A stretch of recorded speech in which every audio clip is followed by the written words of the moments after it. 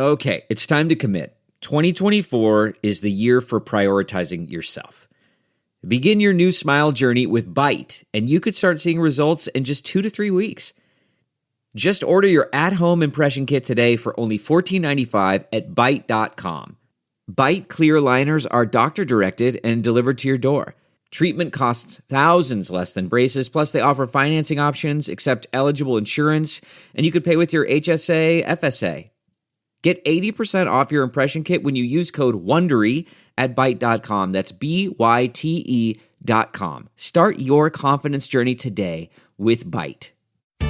When you want to have fun and have scratchers to scratch, there's a playful way you can do just that. Scratch with the key or acrylic nail. Scratch with the quill from a porcupine tail. Use a belt buckle from your friend Lamar. Or scratch with your pick while you play guitar. You can scratch in a bunch of different playful ways. Scratchers from the California Lottery. A little play can make your day. Please play responsibly. Must be 18 years or older to purchase, play, or claim. Introducing Carvana Value Tracker, where you can track your car's value over time and learn what's driving it. It might make you excited. Whoa, didn't know my car was valued this high. It might make you nervous. Uh-oh, market's flooded. My car's value just dipped 2.3%. It might make you optimistic. Our low mileage is paying off. Our value's up. And it might make you realistic. Car prices haven't gone up in a couple weeks. Maybe it's time to sell. But it will definitely make you an expert on your car's value. Carvana Value Tracker. Visit Carvana.com to start tracking your car's value today. Acast powers the world's best podcasts. Here's a show that we recommend. What is The Briefing Room? It's a behind-the-scenes look at how the criminal justice system works and the lives of the people within that system. If you love true crime, well, these are the real people who do the job every day of making sure justice is served. Hi, I'm Detective Dave. I'm Detective Dan. Together, we have decades of experience in local law enforcement, a profession that we think is often misunderstood. So we're going to explore how to do it right, and we won't shy away from when it's done wrong. These are stories you'll hear nowhere else. Unique, frank, and unvarnished. From the team that brought you Small Town Dicks, this is The Briefing Room. Episode 1 drops on August 30th. We'll meet you in the briefing room.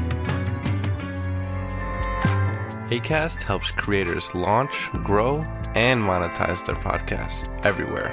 Acast.com.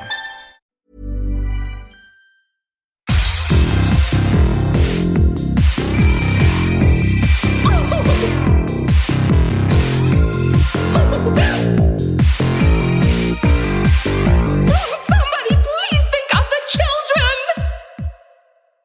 And welcome back to Little Cuts, our weekly minisode where we dig into the things that we've been watching and playing recently. I'm Terry.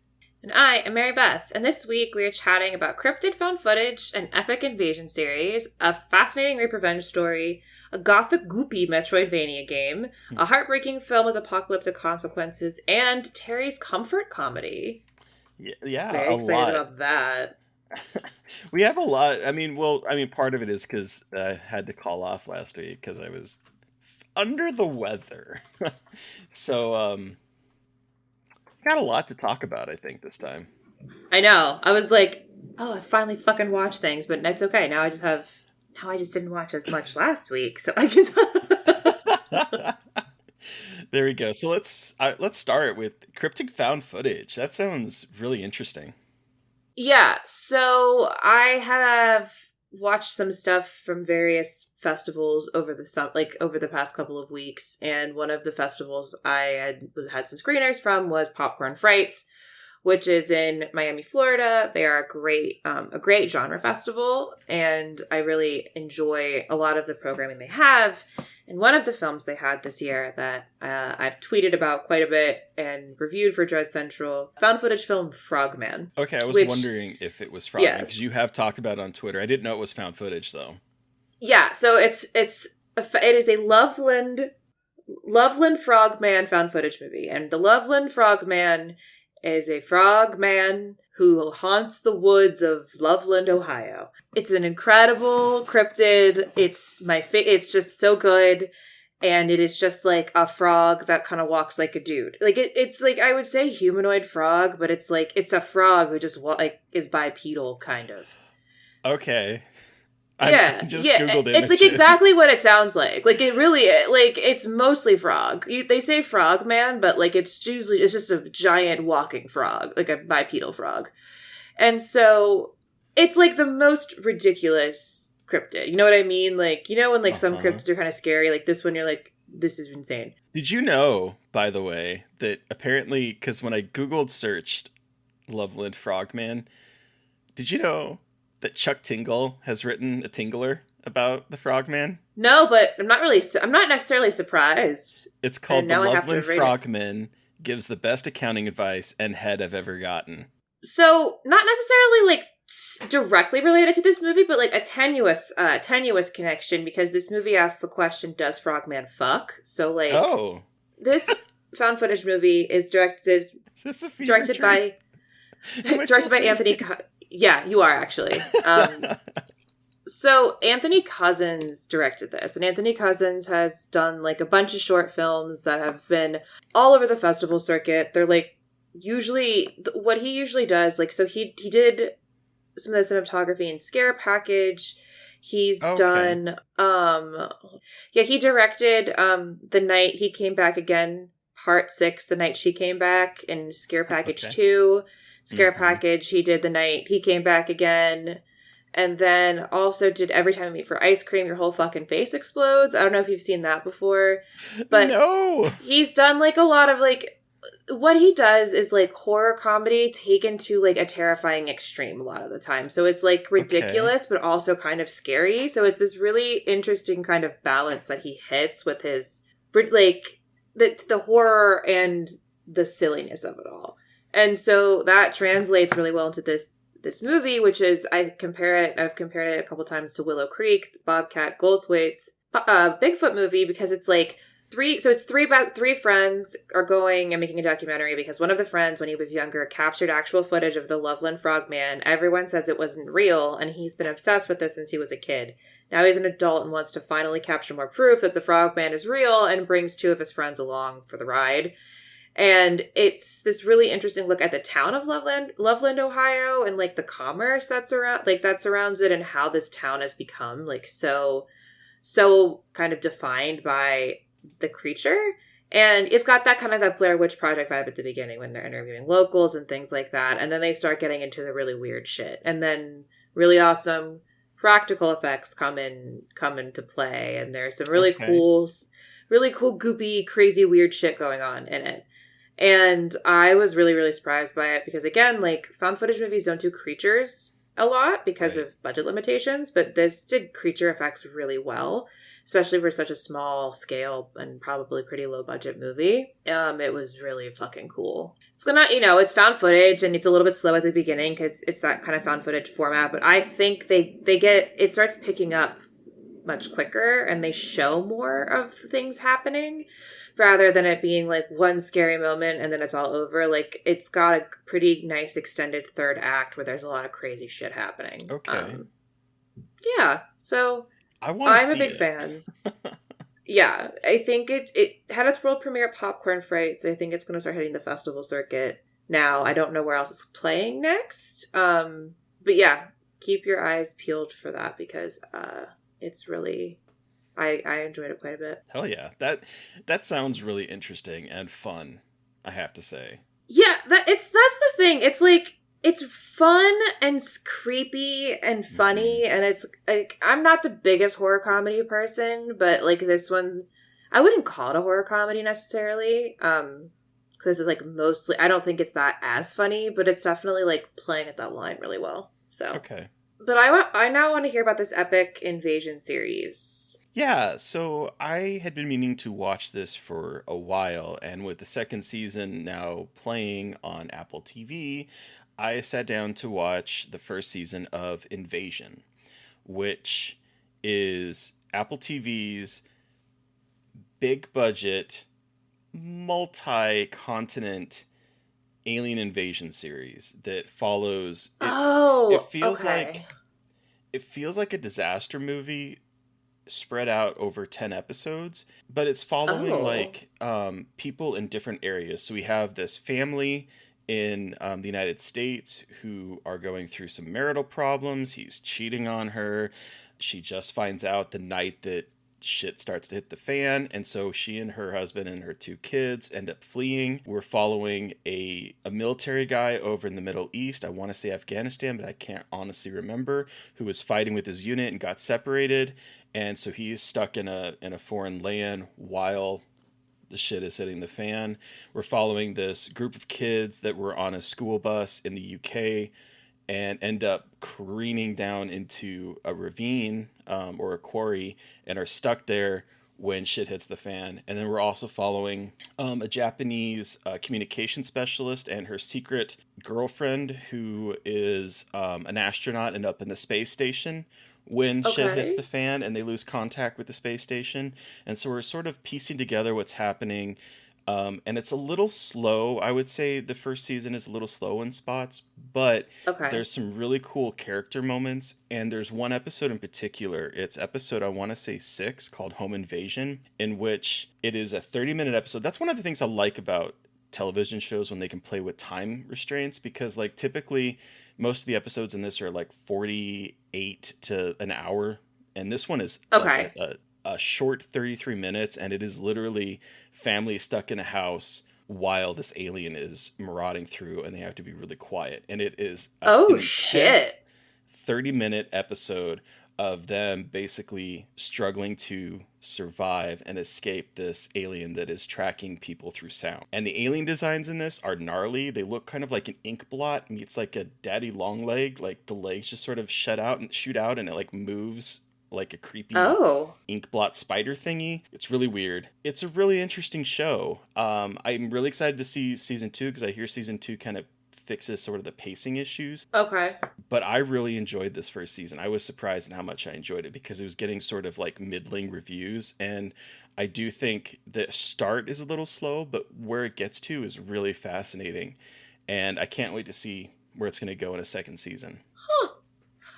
I've seen things about this and I've heard about it. I've like seen it in my inbox, but wasn't quite sure about it. You know what I mean? Like, yeah. There's so many shows. It's sometimes so hard to know like what's worth spending your time on or potentially wasting your time. Like what should I like what do I try to get into? And yeah, I really enjoyed this. So it sounds like one. A good Alien. I don't know. I just feel like aliens are so hard to do well, and I get jaded and annoyed. You know what I mean? With aliens, but this sounds good. Yeah, and I think this one sort of sidesteps a lot of the alien stuff because it is literally, while it has an epic scope of multiple, countries and continents, it still is focused on human drama that is trying to happen when the worst day of their lives has started. And so there's some really interesting things going on there. And like I said, I think the alien design is a lot different than we're used to seeing in alien movies, and I really appreciate it. It sounds like it. So I think it's doing enough to be really interesting, and there's some really cool moments in it. Episode 6 in itself, like just the home invasion episode, is just a stellar standout 30-minute tense situation that I think really cemented what the series can do for me. Well, is there anyone like notable in it? So there's not, except that Sam Neill is in the first episode. And he's sort of like set up like initially to be kind of a character, but then he dies in the first episode. Spoiler alert, but it's like he's gone. Well, so it's not, what can you do? And I will say there is, gosh, what's her name? Okay, so it does have Rinko Kikuchi. I'm not sure if I'm pronouncing her name correctly. Yeah. Who was in Babel, The Brothers Bloom, Pacific Rim. She was Mako Mori in Pacific Rim. She is the astronaut in space. And so she's not like a main, I mean, she's a main character, but she's not seen a whole lot, but she is in it. Yeah. Cool. I think she is like the most recognizable person outside of Sam Neill, who's very briefly in it. Cool. Okay. Sweet. But yeah. That's Invasion. First season is on Apple TV and second season has just started. So I think now is a good time to get caught up if you're interested in it. Let's go to a fascinating rape revenge story because I think... Yeah, I think you also watched this movie, but this is the movie Our Father the Devil, which just came out on VOD. Is it on VOD? It just came out in theaters. I think it is playing in a theater.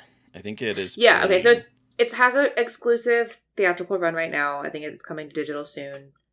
This is a really fascinating take on a rape revenge story. It's about a young woman, and her name is Marie, and she works as a chef at a retirement home in a small town in France. And she's has a pretty typical life. She has some friends. She lives alone, and one day she comes into work, and there's a priest, and the priest is someone from her past. And by that someone from her past, it is a very bad someone from her past who triggers a lot of horrific memories. And it is about her not only trying to come to terms with her trauma, but also what it means to get justice, and what in this movie is again, grappling with ideas of justice and rape revenge. And I really am appreciative of it, because we don't really see a lot of rape revenge movies about Black women. And this also is directed by a Black woman. Her name is Ellie Fumbi. And, again, me and female directed rape revenge movies, we know it's Mary Beth's going to be watching it. And I was really excited to see something like this, because again, this is a perspective we don't get in the rape revenge subgenre ever. It's always such an exploitative subgenre, and hasn't until recently been used as a place to really grapple with really awful human atrocities, because this doesn't just deal with sexual assault, but child soldiers and war. Because the man used to be a warlord. Yeah, he used to be a warlord. It's I'm trying to figure out what's a spoiler and what's not a spoiler. Yeah. You know what I mean with this movie? But again, even if it's still incredible performances by everybody. And it was just it's very hard to watch. It's a woman grappling with being a child soldier and kind of being a child bride to a warlord. It's obvious. It's not graphic. Nothing is shown, but it handles it very well. But again, it's still difficult subject matter, but it's subject matter that I think is so important if we are going to talk about the need for showing these kinds of things on screen. This is such an example of why, we can't just sweep these things under the rug. People need to see these kinds of things portrayed on screen to, again, some kind of catharsis, some kind of understanding of how to cope, some kind of way to see a fictional version of what you wish you could do played out. It's just, I do think it's a little bit slow at parts. I think it's a little bit repetitive, but I still am, regardless of some of the issues I have with it, I think it's another really gorgeous, devastating example of how this subgenre has shifted so much in just the past couple of years, and how cool it is to see how it has shifted. Especially when there's a woman behind the camera. I thought this was a very fascinating morality play, because very much, because she thinks that this man is someone from her past. Yeah, there is a question of whether he is or not, and there's the question of whether what she is doing is right, because I mean, not to beat around the bush, there's violence towards this man because of the atrocities that she believes he committed when she was a kid. And so there's a lot of trauma in here in terms of at what point can you forgive someone for a horrendous thing? And it brings into this idea, because he is a Catholic priest, of religion and who is able to forgive. Can there be forgiveness for either of them? Because like you said, she was forced into be a child soldier, and so she has a lot of internalized horror and trauma from that. It's an interesting depiction of the way violence can beget violence, and then it's a cyclical nature. I do think that it pulls its punches a little too much. I do like some of the ways in which it handles not showing the violence by cutting between violence that is happening in someone slicing a chicken breast, for instance, or it implies it. But I do think that for such an emotional and weighty subject matter, it does pull its punches a little too much for me. But I do think that the performance is, particularly by Babita Sajo, who plays Marie. She is fearless in this performance. She gives a very nakedly raw performance here. as someone who is so closed off to society that she has like a friend, but she doesn't want anything else from society because of all the torment that she has been holding in onto her whole life. And so there's some really interesting things here, thematic thriller, morality play type things going on. I don't know. I kind of wanted a little bit more catharsis in the violence, if I'm being honest. Yeah, I get that. I think there wasn't as much catharsis as I would have, I mean, again, and like everyone who, like, the amount of catharsis you want is so subjective, but like, yeah, absolutely. It definitely felt like it was it was trying to be restrained, and it became too restrained, and like what it was doing and how it was grappling with what it was trying to grapple with. And I as someone who just directed a rape revenge movie who says fuck forgiveness, it's so interesting to watch. And like, I'm not disagreeing, but it's just so interesting to watch like such different perspectives on like forgiveness and justice. And this is also trying to be much more realistic. Like, this is trying to be much more steeped in realism, and like, it's not trying to be like a fantastical thing. It is much more serious, which makes a lot of sense, and like what it's trying to do. And I will say there is a moment at the end that it's like a sex scene that like had me in fucking tears because of how beautifully they represented trying to get intimate after like being disconnected from your body for so long. It's like one of the most incredible things I've ever seen in a movie before. So like that alone makes this movie incredible to watch. It's very honest. It's very raw. It's not afraid to get kind of emotionally messy. And I appreciate that so much about movies like this. And movies that aren't afraid to make people who are survivors of horrific violence also be complicated and kind of messy themselves. Yeah. Like, I just continue to appreciate that, and like seeing healing as such a weird thing, and it's much more complicated than moving on. And I think it's really hard for movies to get that right, even though everyone wants to make movies about it. It's not working, and this one really does it really, really well. So it does, absolutely. Yeah, it's a good one. Yeah, it's a really good one. So again, if it's not your thing, absolutely understand. It's not an easy watch, but if you're interested, it is really, really well done. It's really beautiful. The performances are really great. So that's Our Father the Devil. And in a probably very different kind of thing, a goopy, gothic Metroidvania game. Probably could not be much more different tonally if we try. I mean, this does have stuff to do with Catholicism and religious iconography. Okay. So we do have that a little bit. But if you know me, if you're a listener, and you probably know that Metroidvania is like my catnip of a game. And Metroidvania is taking the names of Metroid and Castlevania and smashing them together, and it kind of describes a type of game. And so this is like an action adventure where you have like this giant map to explore, and you get new abilities or new items or new things that allow you to further explore and go back to places that you had already explored that open up new avenues. And I just really enjoy it. It works for my brain because it feels like a very circuitous like structure of trying to like find secret passages and find power-ups and just really, I think it really forces you to get to understand the level and the design of the game much more than most games where you just pass through an area and then you just continue moving on, where it's like, no, by the end of this game you know this world in and out. And so this is an old game that has a sequel. And so I had kickstarted it way back in 2017, and then I never played it. I don't know why. I just never did. But with the sequel finally out, I sat down to play a game called Blasphemous. And Blasphemous is, boy, is it goopy and has a lot of body horror in it. You play this faceless knight who has... Yeah! Are you familiar with this?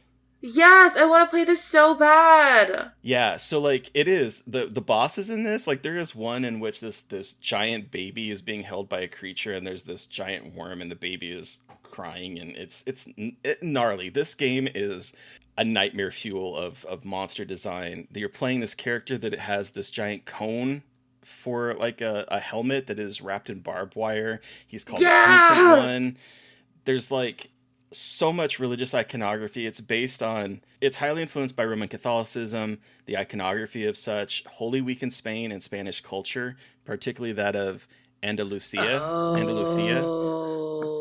okay. And so like It is drenched in a lot of religious symbolism that I don't completely understand. The story, in the same way that like Dark Souls is very ambiguous and inscrutable, this one follows that, but I don't mind. The way that this game unfolds and unravels and continually pushes the envelope of like horrific religious iconography and really gnarly body horror is quite entertaining for me.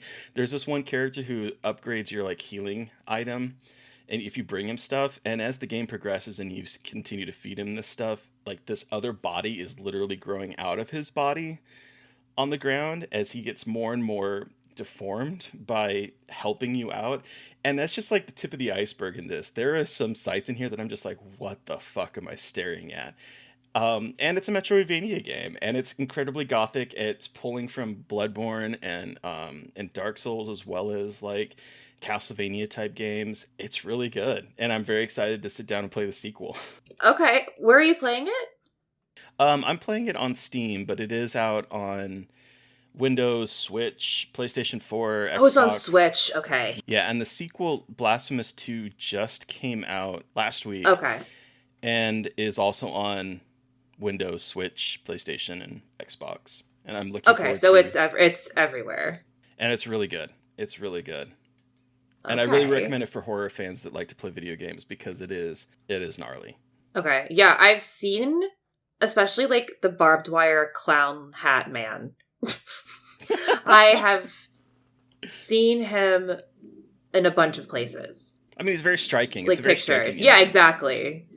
Like very, very striking.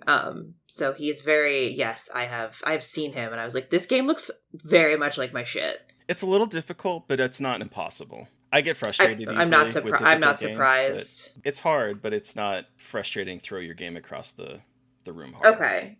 Did you play Infernal? No, did you talk about that? Is that the one that you talked about? Yes, because yeah, it's like I don't think they're the same, but it's like a similar vibe of like, yeah, in terms of creepy, vaguely, maybe this is probably more religious, but like that kind of game where it's like a pain in the ass, but it's satisfying when you do it. Yes. I will say that I think some of the platforming in this is a little unfair. But platforming is my I hate platforming gives me so much anxiety. There's one level in here that it's just like, it was a little frustrating with the platforming. That was the only time I ever got frustrated in the game. Otherwise, it is hard, but there's one area in particular that I was just like, oh, I can't wait to get out of this and never have to return. But it's good. It's a good one. I really recommend it. Okay. I will have to play it. God damn it, another thing for me like to fucking play. Let's veer wildly, I think, to a heartbreaking film with apocalyptic consequences. Yeah. So I watched this out of Fantasia / Fright Fest. It's at both, and I kind of watched it like between. But this is New Life, directed by John Rosman, newcomer, and it stars Sonia Walger, who was Penny in Lost and in For All Mankind, which Terry has talked about. So friend of the pod, Kayla Heyer, was telling me, like, is repping this movie and was like, you really need to watch it. And usually if Kayla tells me I really need to watch something, she's usually pretty right. So I said, all right, I have to do it. There's just no way I can't. And Sonia Walger, I mean, again, I was a Lost girl, so give me anything. I was a Lost boy. But look at us. God, her and Desmond were goals for me when I was a fucking kid. Anyway. Oh, not Penny. I can't. I know that show ended horribly, but damn if there were not characters that I was fucking obsessed with for so long. Man, I'll defend the ending of that show to anyone. Fair. Anyway, okay. Refocusing myself here. But so this movie follows a young woman played by Haley Aaron who is on the run for some reason. We don't really know why. And Sonia Walger plays a fixer to find her and to bring her in, basically. And it is these two women's paths getting closer and closer to each other and what happens when they intersect. And it's like, really, it's like one of these movies where it's like, I don't want to tell you anything because like not knowing anything is really cool. But I just will tell you that it starts as one thing and ends as another in a very cool way. What I really like about this is Elsa, Sonia Walger's character, has ALS. And they deal with ALS in a really interesting way and showing the illness progressing, but she's never not a badass. She uses a cane, mobility aids. She has, issues where her joints lock up or where she can't walk, like she loses balance and things like that. But she still is able to be this like badass character. And I love that because, again, disability is always seen as so tragic and as like, oh, this person is laying in bed, but she's still running around like being fucking badass with a gun. So it's really interesting and cool to see disability shown this way.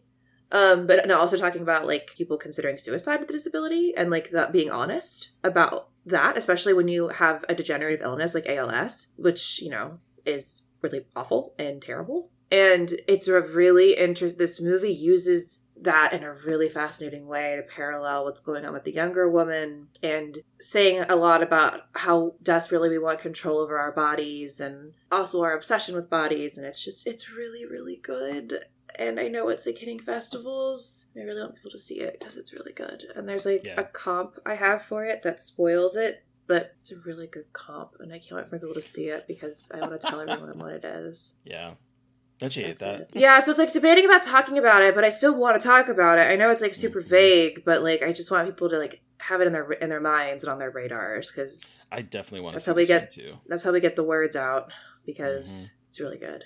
It's really, really good. It's really it just looks good. Production value is awesome. Really well acted. Really well written in terms of pacing. So yeah, it's a good one. I'm very excited for this one. And you saw this one for Fantasia / Fright Fest. Yeah. It was at both very quickly, and I'm like kind of behind on Fantasia because of, the movie that I made, I guess. So it's like they're all kind of rolling together. Why do they all have to start with fucking F, by the way? Fright Fest, Fantastic Fest, and Fantasia? Are you fucking serious? You're trying to kill me? Right. Fucks. Anyway, but let's end on like a super happy note with Terry's comfort comedy. I'm very excited to hear about this. Yeah, so after we talked with Aaron Mark, this was going to be one of the things I talked about last week. Okay. And it didn't happen. But when we talked with Aaron Mark about Death Trap, Aaron Mark being the playwright, showrunner of The Horror of Dolores Roach, and we were talking about Death Trap, which is an adaptation of a play. And I mentioned in that episode, if you listened, Noises Off, which has a very similar start to Death Trap. And after we had that conversation, I was like, I must rewatch Noises Off because it is a comfort watch for me. Have you ever seen it? No, I have not. So Noises Off... I know of it because it's a play, right? Yes, it is a play. And so what we're doing is we're following a traveling theater group is starting their production. So when it opens, we are seeing them on dress rehearsal / tech rehearsal because as people know, sometimes you don't have time and you have to do both. So they're doing a tech and dress rehearsal literally the night before it opens up in Des Moines. In a Des Moines, Iowa theater. Whomst among us hasn't had that experience? Exactly. And so we're following them as they're trying to work through technical issues of the first act while knowing that there's a deadline of literally opening up in front of a live audience the next night. So we're seeing the director, who's played by Michael Caine, basically trying to wrangle this group of actors that includes some very heavyweight comedic actors. Carol Burnett is in it. Okay. Christopher Reeve, which again, the Death Trap connection. Okay. Christopher Reeve and Michael Caine.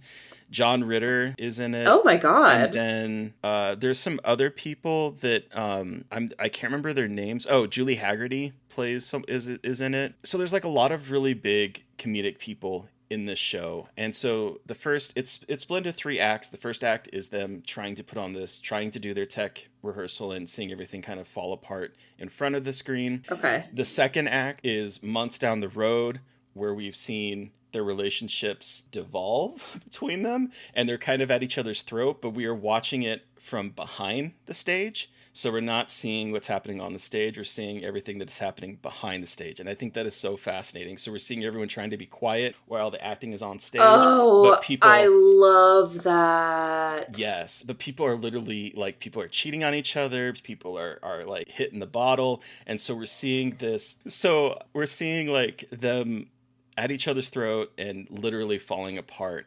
And then by the third act, we're back in the front of the stage and we are seeing them months down the road as they just don't even give a flying fuck anymore. And it is so funny. It's so silly and goofy, and it just makes me giggle, and it feels like a comfort watch for me. And I watch it maybe once every few years. I'll be like, I need to go watch this again. And Aaron Mark made me want to go revisit this movie because I think it's very, very funny and very sweet. And just great performances. So that's Noises Off, and I highly recommend it. Okay. I'm like, I know people have performed it, and I've heard of it like a million times, but you just made me want to watch it even more, so. I really recommend it. It is so funny. It is so funny. It seems like a good, like, turn off, like a good comedy, just like a good solid comedy. Yeah, I made it like a double feature. I watched that, and then I watched No Hard Feelings, and No Hard Feelings is not good. Jennifer Lawrence is good in it, but that's is that the one where she like tries to have sex with the son because he's a nerd or whatever? Mm-hmm. It's as cringe as you would expect based on what you just said. Yes. Okay. She's funny in it, but the movie is not great. Okay. Well, good to know. I mean, not shocked. So. But this movie, Noises Off, stellar. 2 thumbs up. Go watch it. That about does it for this week. Who are we chatting with on Monday, Mary Beth? So I'm very excited because we are chatting with Travis Bible, who is the co-writer and the director of the hilarious movie #Chad Gets the Axe, which we have talked about a lot on this podcast. We both saw it at the Unnamed Footage Festival, and we were on the jury for the fest, and we were very excited to award it awards because it is such a good movie and such a good use of screen life, and it is out as of the publication of this podcast, so you should watch it ahead of the episode. Watch it this weekend. It's so funny. Seriously, you will have so much fun because it's way more fun than the movie he brought with him, which is Return of the Living Dead Part 2. Which is definitely a film that we have seen at this point now. I've now seen it. Yeah, that's about all I can say about that. So we try to be nice to it, but we have a good time just kind of laughing about it and why it exists. So that's on Monday. So watch Chad Gets the Axe this weekend. Yes, definitely watch that. It is so good. It is so good. Oh, yes. It's so fun. It's just fun. So yes. Show feet. Show feet. So listeners, you've heard from us, but we want to hear it from you.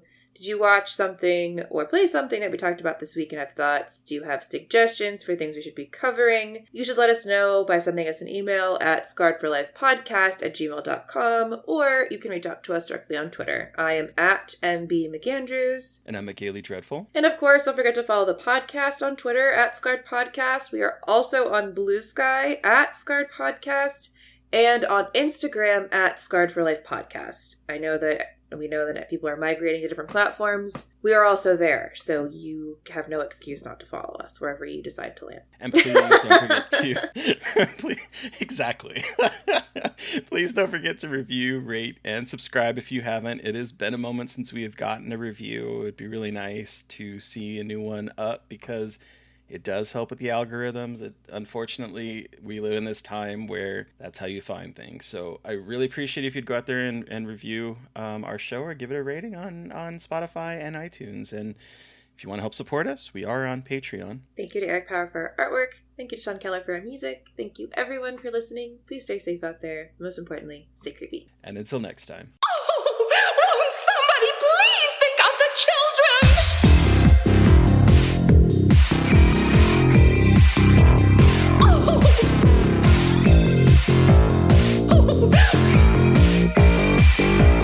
Somebody please think of the children!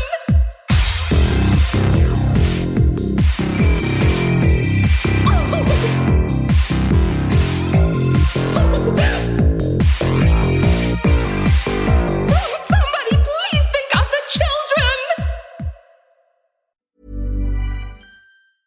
when you pick up some scratches, cause you want a fun break. The playful way you scratch is the next choice you should make. You can make your dog's leg kick and scratch with that. You could even grab a laser pointer and use your cat. You can build yourself a homemade scratching machine, or use a piece from your chess set. Go ahead, grab the queen. Scratch like a DJ with your record player.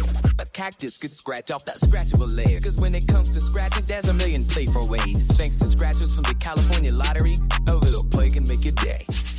Please play responsibly. Must be 18 years or older to purchase, play, or claim. Acast powers the world's best podcasts. Here's a show that we recommend. What is The Briefing Room? It's a behind-the-scenes look at how the criminal justice system works and the lives of the people within that system. If you love true crime, well, these are the real people who do the job every day of making sure justice is served. Hi, I'm Detective Dave. I'm Detective Dan. Together, we have decades of experience in local law enforcement, a profession that we think is often misunderstood. So we're going to explore how to do it right, and we won't shy away from when it's done wrong. These are stories you'll hear nowhere else. Unique, frank, and unvarnished. From the team that brought you Small Town Dicks, this is The Briefing Room. Episode 1 drops on August 30th. We'll meet you in the briefing room. Acast helps creators launch, grow, and monetize their podcasts everywhere. Acast.com.